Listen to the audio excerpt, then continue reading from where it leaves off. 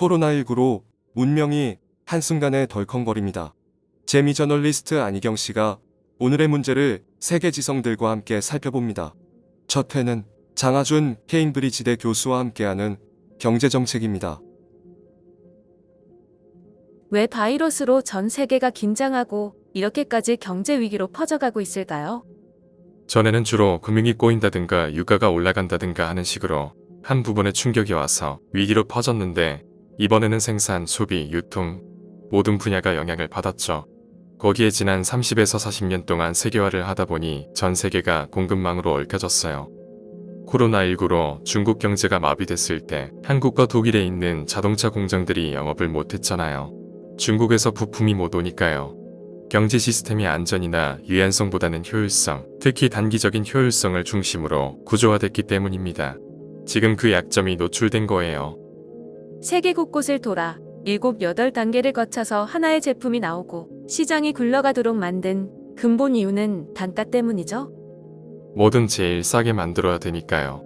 값싸게 만들려고 세계 구석구석을 엮어놔서 한 군데가 안 돌아가면 유지가 안 되는 문제가 있습니다.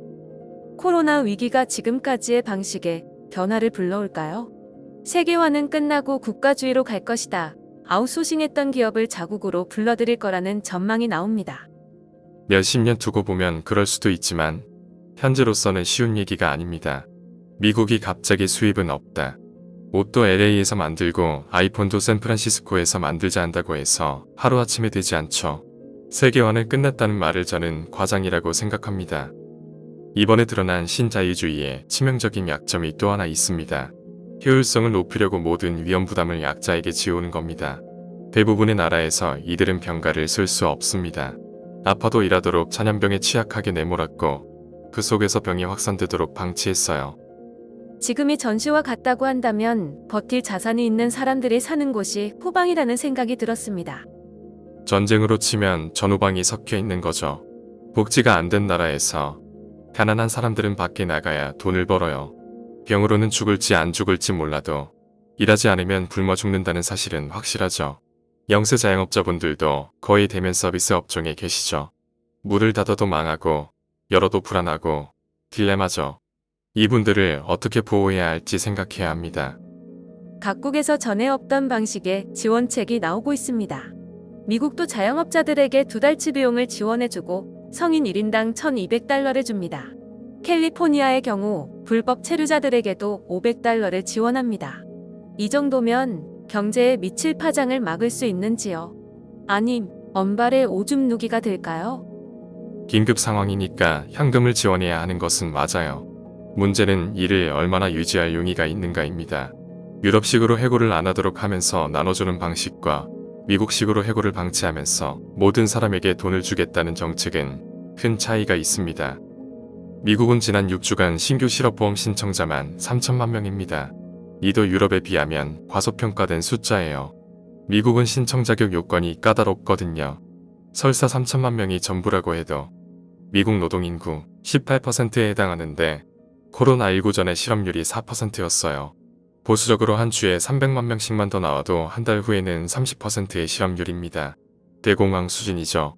경제적으로 봐도 돈만 쥐어주는 것보다 고용을 유지하고 월급을 정부가 보전하는 방향으로 가는 게 효율적입니다. 전체 산업 체계가 변화의 경향이 보이나요? 이 위기 속에서 사람들이 깨달은 부분이 있습니다. 미국에서는 에센셜 인플로이, 영국에서는 키워커라고 부르는 분들이야말로 모두가 생존하는데 기본이 되는 필수 노동을 한다는 점요. 의료진, 음식 파는 가게 직원, 배달 노동자, 양로원에서 일하는 분들, 지금까지 저임금으로 일해온 노동자들이 많이 포함되어 있습니다. 락다운 속에서 이런 말들이 나와요. 이제 보니 투자은행가는 없어도 살 수 있지만 이들이 없으면 못 살겠구나. 우리 사회에서 중요한 일이 과연 무엇인가에 대해 다시 생각해야 해요. 이 위기가 끝나고 이들 분야에서 저임금으로 일하는 노동자들에 대한 대우가 달라질 수도 있을 겁니다. 같은 산업이라 해도 어떤 식으로 재조직되느냐에 따라 생산 방식이 바뀌는 분야가 나올 수도 있겠죠. 하지만 지금 상태에서 이를 예측하기는 힘듭니다. 지나고 보면 패턴이 보이죠. 정부에서 제도적으로 안전망을 세울 만한 아이디어는 뭐가 있을까요? 이번에 보여준 모습이 복지제도가 잘 된 나라의 사람들은 고통을 덜 받고 더 안전할 수 있다는 점이라고 생각해요. 예를 들어 미국 일부에선 자꾸 이동 제한을 풀자고 시위를 합니다. 이를 단순히 인종주의나 국수주의, 트럼프 지지자로 해석하는 분들이 있지만 가게를 열고 길에 나서지 않으면 밥 먹기 힘든 사람들이 지지하는 거예요. 유럽의 경우에는 이런 움직임이 그렇게 강하지 않죠. 기본 생활을 보장하는 나라들이 많으니까요. 돈이냐 목숨이냐 하는 정치적 프레임으로 접근하기보다는 제도를 정비하며 일자리 보장 같은 안전망을 만드는 것이 중요하다는 거죠. 그렇죠. 워낙 복잡한 문제라 고려할 점이 많지만 장기적인 조치와 단기적인 조치를 병행해야죠. 현금 지원 못지않게 왜 취약한 사람들이 이렇게 고생하며 병을 통제하기가 힘든가를 생각해서 제도 개선을 시작해야 합니다. 코로나19 바이러스가 2년 갈지 3, 4년 갈지 모르니 장기적으로 대비해야죠. 앞으로 기후변화로 인한 재해도 점점 늘어날 겁니다. 지금 지방정부나 중앙정부에서 지원금을 주는데요. 많은 사람들이 마이너스 성장인데 이렇게 돈을 다 퍼주면 우리 애들은 어떻게 되냐, 우리 세대가 다 써도 되냐 걱정합니다. 틀린 경제 논리입니다. 빚 내서 돈 쓰는 자체가 잘못됐다고 하면 대학 가려고 학자금 융자 받아선 안 되고 빚 내서 사업하면 안 되죠. 빚을 내더라도 나중에 소득이 더 늘어나면 빚을 내는 게 더 잘하는 일 아닌가요? 정부가 돈을 빌려서 단기적으로 재난보조금을 주고 실업보험액을 올려서 수요를 유지하면 기업들도 그 속에서 돈을 벌 수 있어요. 수요가 완전히 붕괴되면 기업은 더 망합니다. 정부가 돈을 빌려서 경제 전체 생산성을 높이는 곳에 투자하면 장기적으로 우리 경제가 더 커지죠. 돈을 빌리면 안 된다고 얘기하는 분들은 기업들도 부채 하나 없이 장사해야 한다고 얘기해야 해요. 한국은 엄청나게 재정이 건전한 나라입니다. 우리나라가 GDP 대비 국채 비율이 40% 정도 되는데 세계 최저 수준이죠. 제일 낮은 나라들이 스웨덴, 덴마크, 노르웨이 같은 북유럽 나라들인데 35에서 40% 사이고 한국이 그 다음으로 낮아요. 그리고 재정이 가장 건전한 이 북유럽 나라들이 바로 복지가 세계에서 가장 잘 돼 있는 국가들입니다.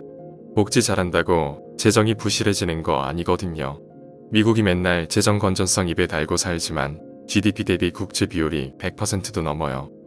북유럽은 경제가 전반적으로 안정을 갖췄기 때문에 복지도 안정적으로 유지되는 건가요? 우리는 복지에 대한 기본적인 이해가 잘못돼 있어요. 돈 있는 사람들한테 걷어서 가난한 사람들한테 주는 걸로 생각해요. 그런데 북유럽식 복지는 사회보험을 공동구매하는 겁니다. 의료보험, 교육보험, 연금보험 등을 국민이 공동구매하는 거예요. 미국이 복지 지출을 적게 한다고 말하지만 세계에서 복지 지출이 높은 나라 중 하나입니다. 다만 많은 부분이 개인 지출이죠. 공공지출만 보면 프랑스, 핀란드, 스웨덴 같은 나라들은 국민소득의 30%를 지출하고 미국은 20%만 하니까 미국이 복지 지출을 안 하는 것 같죠. 하지만 개인이 쓰는 복지 지출까지 합하면 핀란드 다음으로 많아요. 그럼에도 불구하고 의료보험 체계가 잘못돼서 다른 나라의 2배를 쓰고도 선진국 중에 최하위 건강지표를 보이죠. 저성장 시간을 5년 이상 보냈습니다. 이제는 마이너스 성장이 기본값이 된 듯합니다. 중국도 지난 분기 마이너스 6%로 발표했고 우리는 대중국 무역 의존도가 높은데 어떤 전략을 써야 할까요?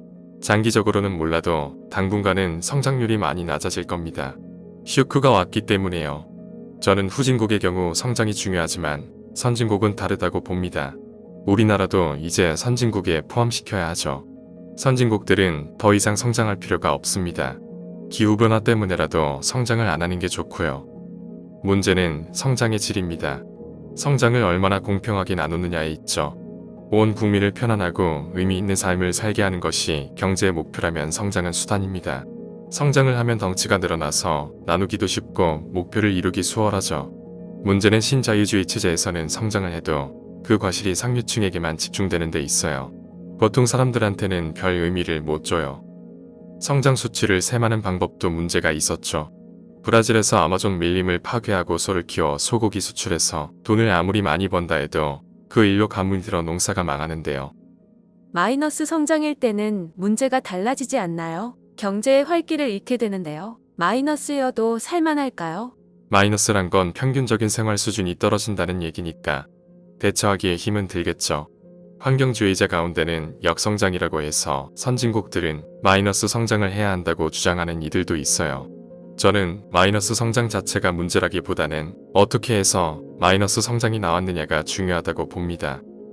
이번에 코로나19로 이동 제한을 하면서 많은 사람들이 전보다 음식을 많이 안 버리잖아요. 식품을 덜 생산해도 똑같이 잘 먹을 수 있다는 뜻이거든요.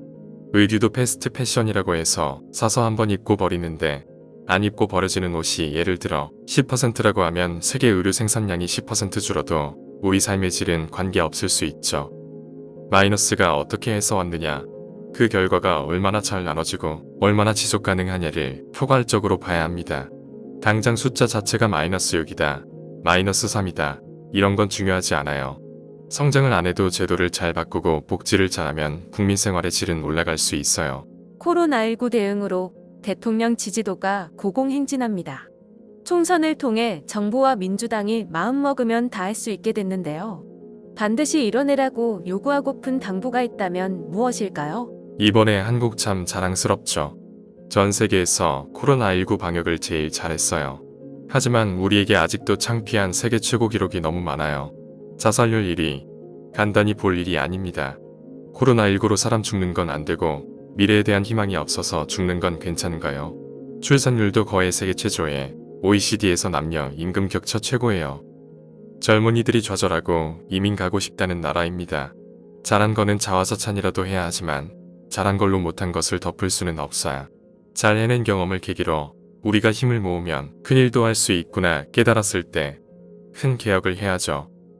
복지제도도 제대로 도입하고 교육제도도 최대한 공정하게 개선하고 세제도 최대한 공평하게 사람들의 노력을 인정하면서 연대도 조성할 수 있도록 바꿔야 하고 할 일이 많죠. 걱정은 코로나19 잘했다고 자화자찬하고 계속 건전재정 외치고 예전처럼 하겠다 하면 어떻게 될까요? 지금 아무것도 안 하면 코로나19 위기 끝나고 5년이 지난 후에도 자살률 1위, 출산율 최저, 남녀 임금 격차 최고 그런 한심한 나라가 될 거예요.